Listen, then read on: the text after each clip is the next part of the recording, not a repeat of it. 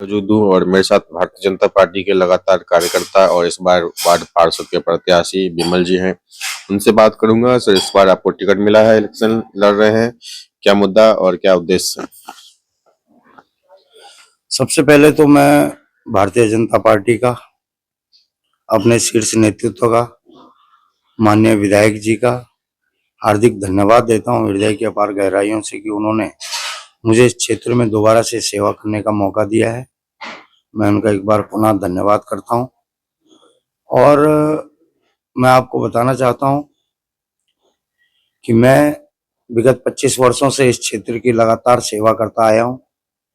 पहले मेरी धर्मपत्नी इस क्षेत्र से पार्षद रही, उसके बाद वार्ड नंबर 52 से मैं खुद बीजेपी के सिंबल पर पार्षद बना हूं। और इस बार भारतीय जनता पार्टी ने मुझे वार्ड 53 से मौका दिया है। तो मैं जनता को यही विश्वास दिलाना चाहता हूं कि जिस उम्मीद और जिस विश्वास के साथ भारतीय जनता पार्टी ने इस वार्ड की सेवा के लिए मुझे भरोसा दिया है, मैं उनकी उम्मीदों पर खरा उतरूंगा। यहाँ की कुछ ऐसी ज्वलन समस्याएं, देखिए सड़क, बिजली, पानी, तो ये लगातार एक सतत विकास की प्रक्रिया है। लेकिन यह क्षेत्र एक नशाखोरों से बढ़ गया। बहुत ज्यादा परेशान हो गया। आप अजबपुर जो हमारा क्षेत्र है, इसमें नशे का जो बढ़ता कारोबार है मेरी सबसे पहले प्राथमिकता है। और मैंने लगातार अपनी मातृशक्ति क्षेत्रवासियों से संवाद करके मैंने यह उनको भरोसा दिया है कि विमल उनियाल के पार्षद बनते ही मैं इस क्षेत्र से सबसे पहला जो मेरा कार्य होगा, वह कार्य जो स्मैक की जो यहाँ पर बिक्री हो रही है, इसके खिलाफ एक जन आंदोलन के रूप में मैं इसको लूंगा और इसको हटाने का कार्य करूंगा।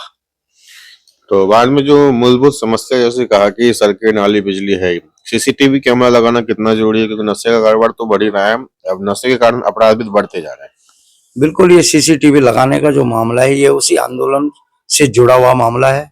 और मेरी कोशिश यही रहेगी कि हर गली में कम से कम 2-2 सीसीटीवी कैमरा लगें, ताकि जो नशाखोरी, जो जहां पर कार खड़ी होती है, कार के पीछे ये कारोबार करते हैं, कहीं पर अंधेरा होता है वहां पर इस तरह का कारोबार करते हैं, जहां पर पार्क होता है वहां पर इस तरह का कारोबार करते हैं। तो जैसे हमारे ऐसे तमाम जो स्थान है, उनको चिन्हित करके सीसीटीवी कैमरा लगाने का काम हम करेंगे।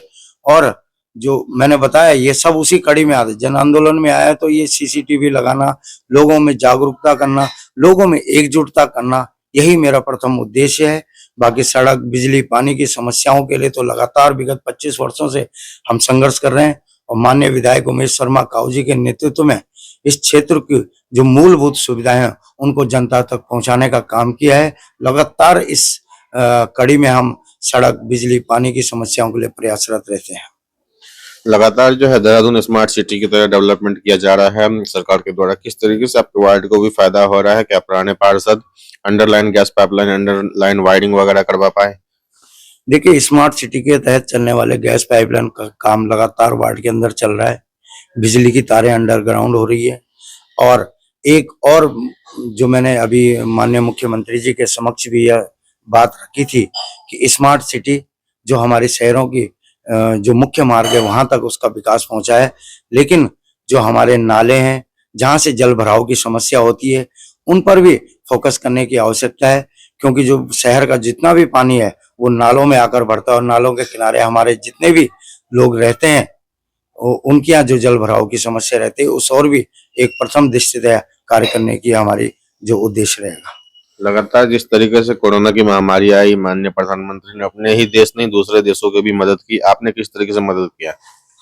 देखिए, कोरोना काल की जहां तक हम बात करें तो मैं तो केवल यही कहना चाहता हूं, जब कोरोना काल में लोग अपने घरों के अंदर थे, तो हम घरों के बाहर सैनिटाइजर लेके उनके घरों को, उनके रोडों को सैनिटाइजेशन करने का खुद पाइप पकड़कर हमने काम किया है। और कोरोना में मोदी किचन के माध्यम से हमने जगह जगह, जहां पर भी, जहां तक हमको हो सकता था, पुलिस प्रशासन के माध्यम से हमने भोजन वितरित करने का काम किया।